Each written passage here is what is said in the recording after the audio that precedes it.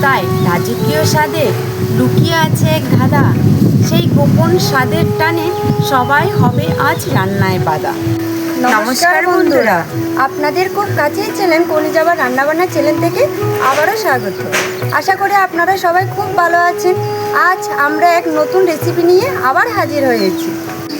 বন্ধুরা, সাধারণ ডিমের কোপ্তা কারি বলে কিন্তু ভিডিওটি এড়িয়ে যাবেন না। এর মধ্যে জিভে জল আনার মতো একদম দুর্দান্ত টুইস্ট আছে। চলুন রান্নাটি শুরু করা যাক। কোপ্তায় এগ কারির জন্য এখন আমি আলুগুলো কেটে নিচ্ছি। এই যে মাঝারি সাইজের আলুগুলো নিয়েছি, 4 ফালি করে নিলাম। আমি সিদ্ধ করা ডিমগুলো এখন আমি চিড়ে নেব।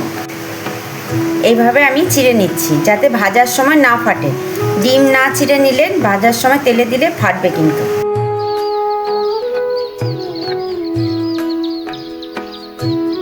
এখন আমি পেঁয়াজটা কেটে নিচ্ছি, এরকম করে জিরি জিরি করে কেটে নিয়েছি। এখানে আমি 200 গ্রাম মটর ডাল নিয়েছি। মটর ডালটা আমি আধ ঘন্টা ভিজিয়ে রেখেছিলাম। ভিজিয়ে রেখে মিক্সারে 1/2 ইঞ্চির মতো আদা আর 4-5টা কাঁচা লঙ্কা দিয়ে পেস্ট করে নিয়েছি। কোপ্তা এগ কারির জন্য কোপ্তার পেস্টটা এখন আমি রেডি করে নিচ্ছি। এখানে 5-6 কোয়া রসুনের কুচি আছে আর 2টো মিডিয়াম সাইজের পেঁয়াজ নিয়েছি। পেঁয়াজটা এরকম কিমার মতো কুচিয়ে নেওয়া হয়েছে। এখন এটা আমি কোপ্তা কারির জন্য ডালে দিয়ে দেবো। 1/2 চামচের মতো আমি কালো জিরে দিয়ে দিচ্ছি। 1/2 চামচের কম আমি গোলমরিচের গুঁড়ো দিয়ে দিচ্ছি। 1/2 চামচ আমি চিনি দিয়ে দিচ্ছি। 1/2 চামচ আমি লাল লঙ্কার গুঁড়ো দিয়ে দিচ্ছি। 1/2 চামচ আমি হলুদের গুঁড়ো দিয়ে দিচ্ছি। সাদা তেল দিয়ে দেবো।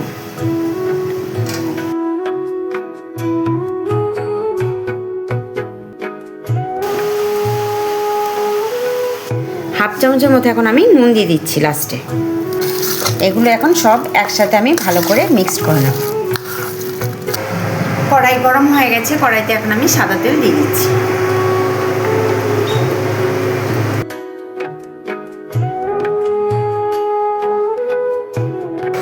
আমি এখন ডিমের মধ্যে অল্প নুন দিয়ে দিচ্ছি, অল্প হলুদ গুঁড়ো দিয়ে দিচ্ছি। এখন ডিমটা ভালো করে আমি মেখে নেব।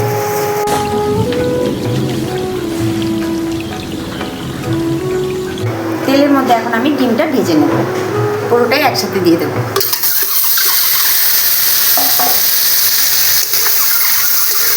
আমার ডিম ভাজাটা হয়ে গেছে। 1 মিনিট লেগেছে ডিমটা ভাজতে। এখন আমি নামিয়ে। এখন আমি আদাটা বেটে নেব। কোপ্তা এগ কারির জন্য এখন আমি কোপ্তাগুলো ভেজে নেব। 8-10 পিসের মতো রসুনের কোয়া নিয়েছি, এখন আমি বেটে নেব।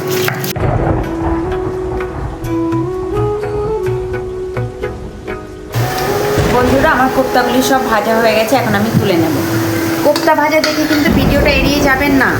জিভে জল আনার টুইস্ট কিন্তু এখনো বাকি আছে। কোপ্তা ভাজা তেলে এখন আমি আলুগুলো ভেজে নেব।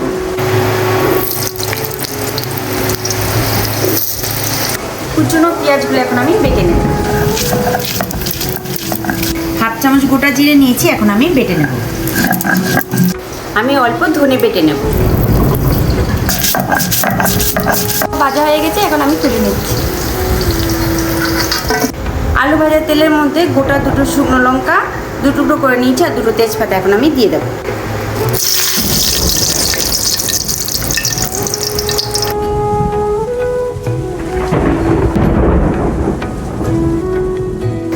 হাফ চামচ গোটা জিরে এখন আমি তেলে দিয়ে দেবো।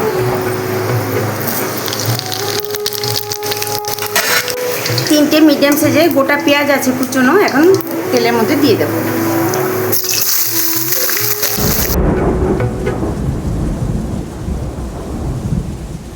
হালকা ব্রাউন হয়ে গেছে, এখন আমি 2টো টমেটো কুচি দিয়ে দেবো।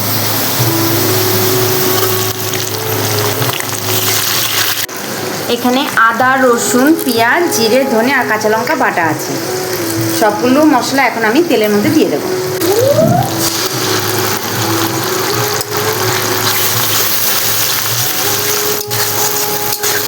বন্ধুরা, আর অপেক্ষা করলাম না, জিভে জল আনা সেই দুর্দান্ত টুইস্ট চলে এসছে। এ দেখুন, এভাবে ভালোবাসা আর সহযোগিতা দিয়ে আমাদের পাশে থাকবেন যাতে আগামীতে আমরা আরও নতুন নতুন রেসিপি নিয়ে আপনাদের সামনে হাজির হতে পারি। ড্রাই লোটে ভালো করে গরম জল দিয়ে ঠান্ডা জল দিয়ে 3-4 বার করে পরিষ্কার করে ধোয়া হয়ে গেছে।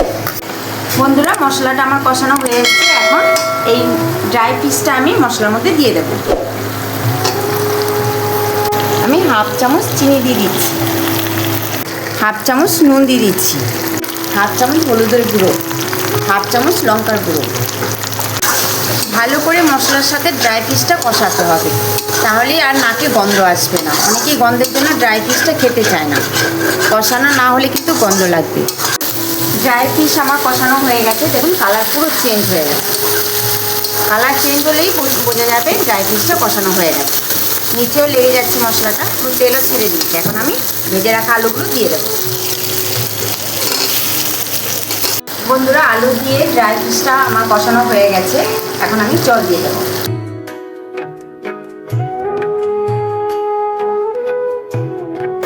ভেজে রাখা এগগুলো এখন আমি তরকারিতে দিয়ে দেবো।